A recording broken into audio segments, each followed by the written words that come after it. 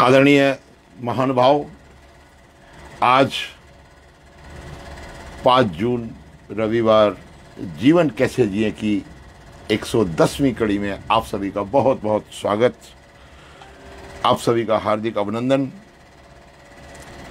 आइए आज का सुमधुर भजन हम लोग सुनते हैं।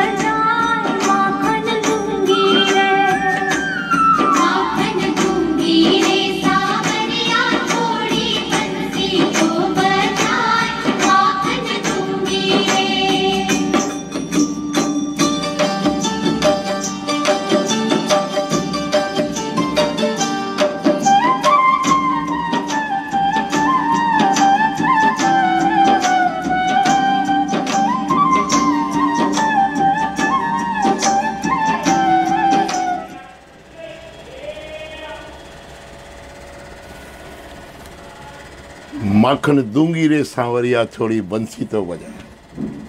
योगी जति तपसी और सिद्ध निरंतर जाकी समाधि लगावें, ताहे अहीर की छोकरियां छछियावर छाछ पे नाच नचावे। भगवान श्री कृष्ण वृंदावन धाम गोपियों का बंसी बजाने के लिए आग्रह और भगवान जी का उनकी थोड़े से छछियावर कहते थोड़ा सा मक्खन और दही के लिए लालच में आकर बंसी का बजाना इस प्रकृति के अतुलनीय प्रेम को प्रदर्शित करता है। मित्रों, बंधुओं, बहनों, भाइयों, आज हम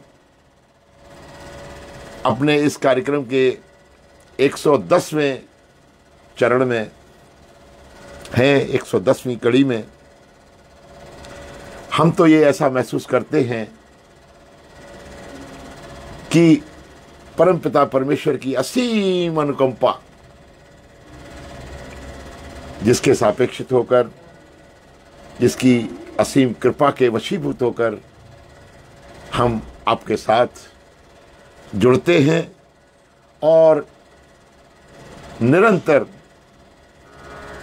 इस कार्यक्रम में आप लोगों के सानिध्य में मैं आपसे अपने जीवन के अनुभवों का साझा करता हूं। बहुत ही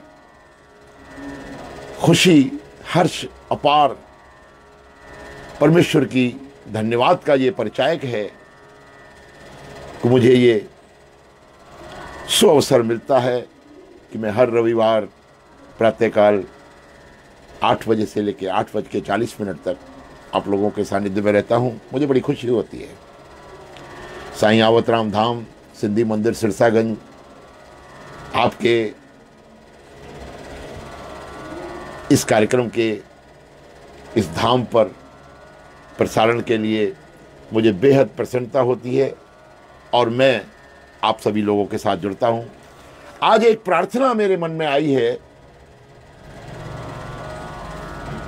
मैं आप लोगों के साथ वो साझा करूं। ईश्वर स्तुति के लिए हम कोई भी धार्मिक अनुष्ठान अथवा यज्ञ कर्म करते हैं तो प्रारंभ में हम ईश्वर की उपासना के लिए अपने आप को उस अनुष्ठान के लिए, उस यज्ञ इत्यादि के कार्यक्रम के लिए अपने आप को मानसिक, मन, वचन और कर्म से तैयार होकर उस परमेश्वर की उपासना स्थिति में हम लोग बैठते हैं, जिसका बहुत ही पावन पवित्र प्रभाव हमारे जीवन पर पड़ता है। मुझे ऐसा मन में आया कि मैं रविवार को, जैसा हमारा कार्यक्रम रहता है कि उस सप्ताह में आने वाले जो भी समसामयिक क्रियाकलाप अथवा कार्यक्रम होते हैं उसी से संबंधित मैं भजन आप लोगों को सुनवाता हूं। और अब से मैंने ये प्रयास किया है कि वैदिक मंत्रों इत्यादि ईश्वर उपासना आदि का भी मैं आपके सामने ये भाव रखूं, ताकि हमारा जीवन वेदों, उपनिषदों, पुराणों, ग्रंथों में मनुष्य जीवन के लिए ये जो हमारे लिए तरह तरह के समय समय पर मार्ग निर्देशन दिए जाते रहे हैं, उनका अनुसरण हम करें और अपने जीवन को धन्य बनाएं। आइए ईश्वर उपासना का प्रथम मंत्र हम लोग आज देखते हैं। ओम विश्वानि देव सवितुर्दुर्तानि परासुवः यद भद्रम तन्न आसुव। हे सकल जगत के उत्पत्ति करता, हे परमेश्वर, हे ऐश्वर्यशाली परमेश्वर, शुद्ध स्वरूप, सब सुखों के दाता परमेश्वर, आप कृपा करके हमारे संपूर्ण दुर्गुण, दुर्व्यवहार, दुर्व्यसन और दुखों को, पापों को दूर कीजिए। हे सवितः, हे सकल जगत के उत्पत्तिकर्ता परमेश्वर, हे देवादिदेव, शुद्ध स्वरूप, सभी दुख जो इस संसार में व्याप्त हैं, सभी दुरितानी कहते हैं, दुर्गुण, और इन दुर्गुणों का, इन दुर्व्यसनों का और दुखों का हम आपसे प्रार्थना करते हैं कि हे प्रभु, हे परमेश्वर, हमारे जीवन से इन दुखों को दूर कीजिए। और यत भद्रम, जो हमारे लिए, प्रकृति के सभी जीवात्माओं के लिए कल्याणकारी हो। यत भद्रम, गुण, कर्म, स्वभाव और पदार्थ जो भी हैं, उन सबको हमें प्राप्त कराइए। कितनी विस्तृत प्रार्थना वेदों में वर्णित है। मैं तो कभी कभी ऐसा कुछ महसूस करने लगता हूं कि उस परमेश्वर का इतना हमारे ऊपर कृपा अथवा मेहर है, जिसके कारण हर पल, हर सांस, हर समय हम अपने जीवन को कृतकृत्य और धन्य माने। इस महामंत्र में ओम विश्वानि देव सवितुर्दुर्तानि परासुव यद भद्रम तन्नासुव, जो हमारे लिए कल्याणकारी हो, हमारे लिए सुखकर हो, हमारे लिए ऐसा हो जिससे तेरी बनाई हुई इस प्रकृति में हम आपके द्वारा दिए हुए इन सारे गुण, स्वभाव, धर्मों के आधार पर अपना जीवन जिएं। और हे परमेश्वर, हम आपको प्रणाम करते हैं। ऐसा इस मंत्र का भाव है। मैं भी गदगद हो जाता हूं। परम प्रभु की ऐसी कृपा को हम आप सभी के ऊपर महसूस करते हुए आइए और आगे चलते हैं। इस तरह की जो विवेचनाएं मेरे सम्मुख आती हैं, मैं समय समय पर आप लोगों से साझा करता हूं। गुरुवाणी के नवम मेले के श्लोकों की तरफ हम उस सफर में आगे बढ़ते हैं। आज जीव सुपना और पेखना, ऐसे जग को जान, कहो नानक सुन रे मना। एक सबसे बहुत गहरी विवेचना समय समय पर ऐसी की गई है, शास्त्रों में, वेदों में, पुराणों में, ग्रंथों में, गुरबाणियों में। इनमें कछु साचो नहीं, नानक साची जान। जिस प्रकार से इस संसार में ऐसा स्वप्न मानंद, स्वप्न के तरीके से ये संसार के सभी घटनाएं, सुघटनाएं, दुर्घटनाएं, व्यवस्थाएं, प्रकृति के असीम चलन, संचालन परमेश्वर के द्वारा किया गया है। इसमें जिस प्रकार से ये चलचित्र के मानंद, ये सभी हमारी आंखों के सामने से गुजरता चला जाता है और हम उसको देखकर, उसको महसूस करके अथवा उसमें उसमें रम के, अथवा उसमें भ्रमित होके, अथवा उसमें अपने जीवन को संचालित भाव से महसूस करते हुए कि ऐसा ही प्रभु की रचना है, जहां ऐसा हमें महसूस होता है, ज्यों सुपना और पेखना ऐसे जग को जान।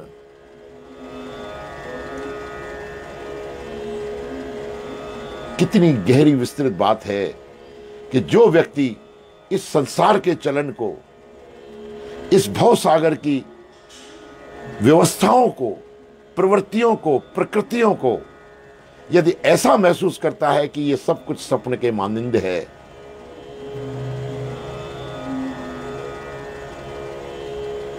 इनमें कुछ साची नहीं, नानक साची जान, इसमें सब कुछ सत्य नहीं है। सत्य और सनातन परमपिता परमेश्वर की बनाई हुई इस प्रकृति में जो भी भाव हम महसूस करते हैं समय समय पर, गुरबाणियों के मार्ग निर्देशन से, वेदों, पुराणों, उपनिषदों के मार्ग निर्देशन से, हमारे चिंतन, मनन, स्वाध्याय, ऋषियों, मुनियों इत्यादि के महात्माओं के मार्ग निर्देशन से, और उसको महसूस करके जब हम उनके जीवन से, महात्मा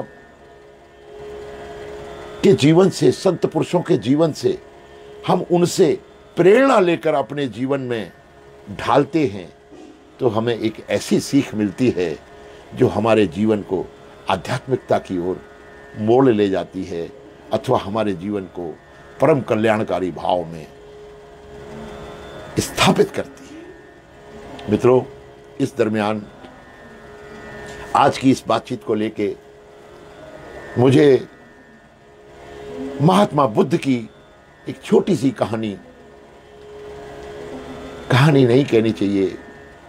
यदि ऐसे भाव हमारे मनों में उन महात्माओं के, उन संत पुरुषों के प्रेरणा के स्वरूप, ऐसे मार्गदर्शन के स्वरूप अगर हमें मिल जाएं, तो वो कहानियां नहीं, हमारे जीवन के ऐसे टर्निंग पॉइंट्स हैं जिसमें हम अपने जीवन को बहुत ऊंचाइयों तक ले जा सकते हैं। समय समय पर ऐसी हमारे महात्मा संतों द्वारा हमें ऐसी सीख दी गई है, ऐसी प्रेरणा दी गई है। ऐसी एक छोटी सी कथा मुझे स्मरण हो आई। एक व्यक्ति महात्मा बुद्ध का काफी नाम सुनकर उनके साथ, उनके पास, उनके आश्रम में गया और वो कहने लगा, प्रभु, मुझे आप अपना शिष्य बना लीजिए, मैं आपके आश्रम पर रहना चाहता हूं। उसको देखकर महात्मा बुद्ध मुस्कुराए। उन्होंने कहा कि यदि तुम मेरे आश्रम में, मेरे सानिध्य में रहना चाहते हो, तो उसके लिए तुम्हें एक काम करना पड़ेगा। तुम एक दिन और एक रात शमशान में जाकर रहोगे। पहले तो वो व्यक्ति महात्मा बुद्ध की इस बात को सुनकर बहुत भयभीत हुआ, डरा। उसने कहा, प्रभु, मैं शमशान में कैसे रह सकता हूं? कोई और इंटरव्यू ले लो, मुझे आपके सानिध्य में, आपके आश्रम में रहना तो है। महात्मा बुद्ध मुस्कुराए, बोले, क्यों? तुम्हें शमशान में जाने से क्या डर लगता है? बोला, प्रभु, वहां मैंने सुना है बहुत भूत प्रेत इत्यादि होते हैं, तो मेरे लिए ऐसा संभव नहीं है। तो बुद्ध ने कहा कि भूत प्रेत तुमने देखे हैं? बोला, नहीं, सुने हैं। बोला, सुनने की बात छोड़िए, आप वहां एक दिन और एक रात का वहां रहना, और जो भी घटनाक्रम, जो भी वहां की स्थिति होती है, मुझसे आके कहना, तब मैं तुम्हें अपना शिष्य बना सकता हूं।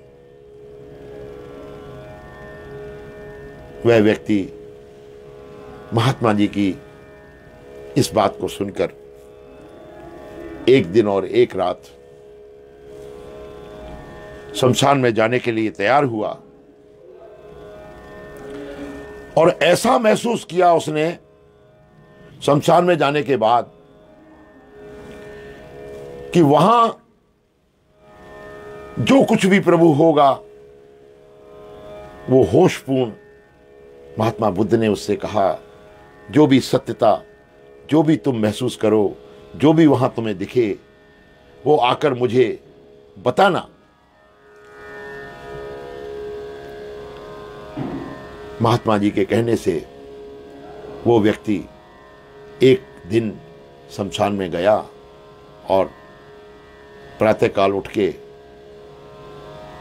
और उसने पूरी दिनचर्या वहाँ की, पूरी व्यवस्थाएं वहाँ की देखी और दूसरे दिन सवेरे आकर एक दिन एक रात गुजार कर महात्मा बुद्ध से उनके चरणों में आके बैठा। महात्मा जी ने कहा, उसने तुमने क्या देखा, मुझे विधिवत वर्णन करो। वो व्यक्ति बोला, प्रभु आपके यहां आश्रम से जाने के बाद उस शमशान भूमि में मैंने जैसे ही सवेरे मेरा जाना हुआ, मैंने वहां देखा कि कुछ लोग एक अर्थी को कंधे पर लेके आए, बहुत ही दुखी रहे, काफी लोग उनके साथ थे, उनके प्रियजन, उनके पारिवारिक संबंधी लोग, समाज के अन्य लोग उनके साथ उस अर्थी के पीछे पीछे आकर वहां शमशान में एकत्रित हुए। अच्छी खासी भीड़ थी, संभवतः किसी धनी व्यक्ति का स्वर्गवास हुआ था, धनी व्यक्ति की मृत्यु हुई थी।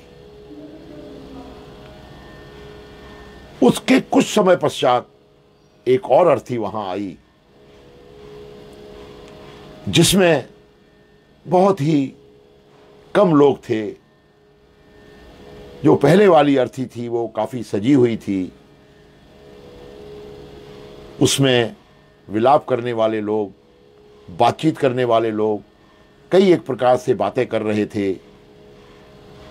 उस मृत व्यक्ति का बेटा, उस मृत व्यक्ति के परिवारजन भिन्न भिन्न प्रकार की बातें, बहुत ही अच्छा व्यक्ति था, बहुत ही बुरा व्यक्ति नहीं था, बहुत ही समाजवादी था, समाज की सहायता करने वाला था, इत्यादि इत्यादि। उनका बेटा अत्यंत दुखी और उसको चिता पर सजाया गया, उसकी चिता को चंदन की लकड़ियों इत्यादि से सजाया गया। ऐसा लग रहा था कि ये धनिक व्यक्ति की चिता है। इस संसार में व्याप्त जितने भी समाज में धनी मानी व्यक्ति थे, वो उस समाज के व्यक्ति उनके साथ दिख रहे थे। और एक जो दूसरी वाली अर्थी आई थी जिसमें बहुत ही सीमित लोग थे, वो संभवतः किसी निर्धन व्यक्ति की रही होगी। इस तरह की वहां मैंने गतिविधि देखी। साधारण सी लकड़ियों पर उनको सुला दिया गया उस निर्धन की चिता पर। जब उसको उधर सुला दिया गया और थोड़ी देर पश्चात दोनों ही चिताओं में आग लगा दी गई। जब दोनों चिताओं में आग लगा दी गई तो मैंने ऐसा महसूस किया कि चिता जो भी लकड़ी हो, चंदन की अथवा साधारण सी, अग्नि का रूप एक ही तरह का था। दोनों में लपटें दिखती हुई, लपटें उठती हुई और उनका शरीर धीरे धीरे धीरे धीरे करके आग को प्राप्त हुआ, अग्नि का संस्कार हुआ, उनके साथ साथ अग्नि में समर्पित हो गया। ये बात जैसा मैंने वहां देखा आपको वर्णन कर रहा हूं। फिर उसके बाद क्या देखा, बस दोनों चिताएं शाम तक जलकर दूसरे दिन तक भी जलती रहीं। लेकिन उस शाम की रात के बाद जब मैंने महसूस किया तो मैं डरा नहीं, वहां मुझे डर नहीं था। हां, स्वयं अपने आप से, पत्तों की सरसराहट से मुझे डर लग रहा था। लेकिन मैंने चिताओं को देखते देखते वो मुझे डर का भास नहीं हुआ। प्रातःकाल होते ही मैं आपके चरणों में आ गया हूं। महात्मा बुद्ध उसकी वार्ता सुनकर मुस्कुराए और मुस्कुराते हुए उन्होंने कहा, ठीक है, ये सब ठीक है, लेकिन मैं जो सोच रहा था वो चीज तुम्हें आज नहीं मिल पाई। अब तुम्हें कल, आज आश्रम में विश्राम करने के बाद कल प्रातःकाल एक दिन के लिए, एक रात के लिए तुम्हें फिर शमशान जाना पड़ेगा। वो व्यक्ति सोचने लगा कि प्रभु, ये मेरी कैसी परीक्षा है। एक रात तो आपके कहने से मैंने जैसे तैसे करके काट ली, क्योंकि बुद्ध का आदेश था। वह व्यक्ति दूसरे दिन प्रातःकाल फिर वहीं शमशान में गया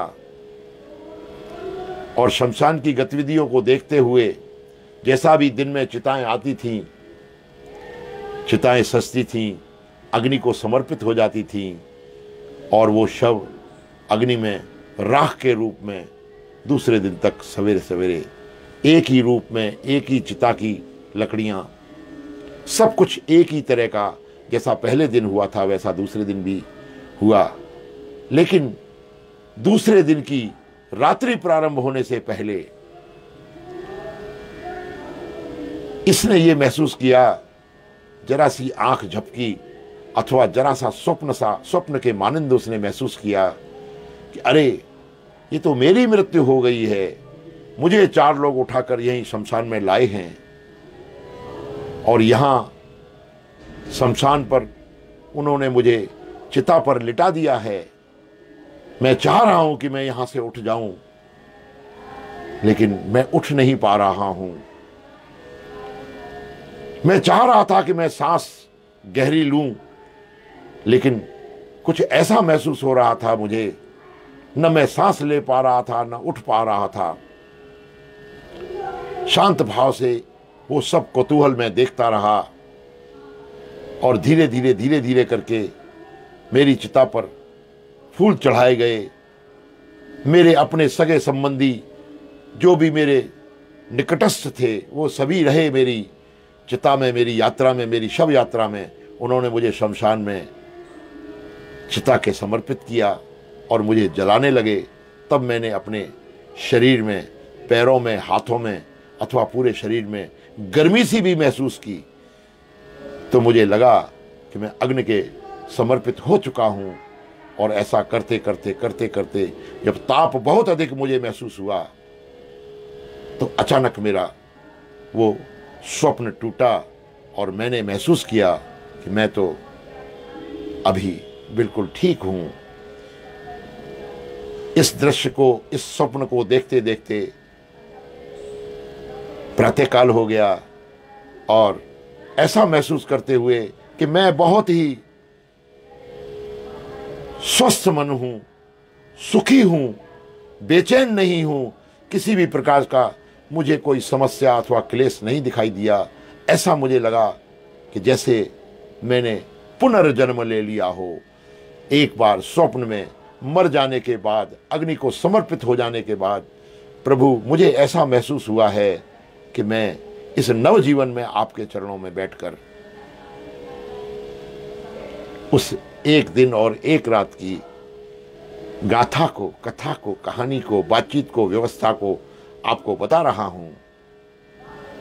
बुद्ध बहुत गहन और शांत भाव से मुस्कुराए और उन्होंने उसके मस्तक पर हाथ रखा और कहा कि जाओ, अब तुम मेरे आश्रम में रह सकते हो।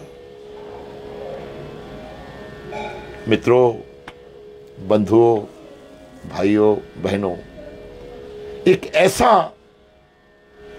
महात्मा बुद्ध के जीवन से ऐसी एक कहानी, ऐसा एक भाव मैंने जहां कहीं भी पढ़ा है, मुझे महसूस हुआ है कि महात्मा बुद्ध का दर्शन, जब पहले दिन वो शमशान भूमि से आया और उसको जब दोबारा भेजा, तो संभवतः महात्मा बुद्ध यही चाहते थे कि इसको जो चीज प्राप्त होनी चाहिए थी शमशान भूमि के एक दिन के प्रवास से, वो नहीं हुई। तब उन्होंने उसको दोबारा भेजा और संभवतः उसको प्रेरणा स्वरूप जो कुछ भी उसने उस कृपा दृष्टि के आधार पर, महात्मा बुद्ध की कृपा दृष्टि के आधार पर जो भी उसको देखना था, महसूस करना था, अनुभव करना था, वो उसने दूसरे दिन किया। इस कहानी से, इस गाथा से हमें ये महसूस, हमें ये प्रेरणा लेनी चाहिए, हमें ये सीख मिलती है कि जब तक उन समसामयिक स्थितियों में, इस भवसागर में, इस संसार में व्याप्त सभी व्यवस्थाओं के अंतर्गत स्वयं को रखकर अथवा स्वयं में वो अनुभव, वो आभास न कर लिया जाए, तब तक वस्तु स्थिति का ज्ञान नहीं होता। गूढ़ ज्ञान के आधार पर, महात्मा बुद्ध के निर्देशन के आधार पर, उनकी प्रेरणा के आधार पर उस व्यक्ति ने स्वयं को मरकर देखा, स्वयं को जलकर देखा, स्वयं को, इस संसार को नश्वर समझकर उस संसार को इस रूप में लिया कि ज्यों सपना और पेखना ऐसे जग को जान। ये संसार नश्वर है, इसमें जीवन स्वप्न के मानिंद जिसने देख लिया, महसूस कर लिया, निश्चित रूप से उसने आध्यात्म का चिंतन किया, अपने आप का चिंतन मनन किया, अपने आप को जानने की कोशिश की, चाहे वो महात्मा बुद्ध के माध्यम से हो, अथवा सदग्रंथों के माध्यम से, अथवा संत महापुरुषों के माध्यम से, प्रेरणास्पद कहानियों के माध्यम से, अथवा गाथाओं के माध्यम से ऐसा हो। हम ऐसा महसूस करें, इस संसार को स्वप्न के मानिंद देखें और उससे आत्मचिंतन करते हुए, गहन चिंतन करते हुए, अपने जीवन को, स्वयं को पहचानने के भावों को अनुभव करते हुए जीवन जिएं। हमारा यही एक जीवन जीने का बहुत ही सीधा सच्चा सा मार्ग है कि हम जीवन कैसे जिएं। उन महापुरुषों के आधार पर हमें ये विवेचना, हमें ये बातचीत, हमें ये तथ्य, हमें ये तर्क, हमें ऐसा सब कुछ मुझे अनुभव हुआ कि स्वयं में मैं आप लोगों के साथ साझा करूं। मुझे ये बात बहुत अच्छी लगी, मैंने आप लोगों के साथ साझा की। आज का कार्यक्रम समापन की ओर। मित्रों, बंधुओं, बहनों, भाइयों, कुछ ऐसा सुकून, ऐसी शांति, ऐसा प्रभाव मेरे जीवन में आप लोगों के साथ बातचीत करके आता है कि मैं बहुत ही उस परमपिता परमेश्वर का आभार व्यक्त करता हूँ, जो मुझे इतने लोग, इतने प्रेमी, इतने भक्त, इतने संगी भाई, मेरे भाई बहन मुझे सुनते हैं और मुझे प्रेम देते हैं। सदैव इसी प्रेम का, इसी भाव का आकांक्षी मैं आप लोगों को, आप लोगों में निहित उस परमपिता परमात्मा को नमस्कार करता हूँ। ओम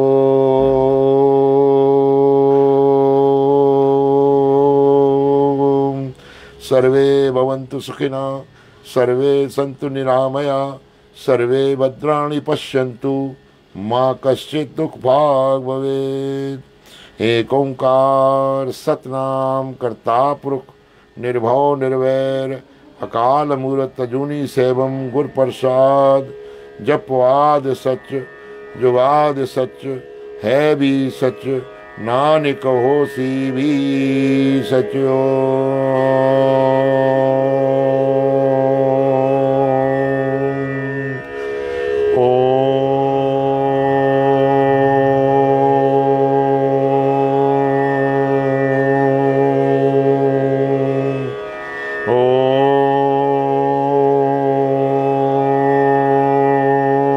शांति शांति शांति।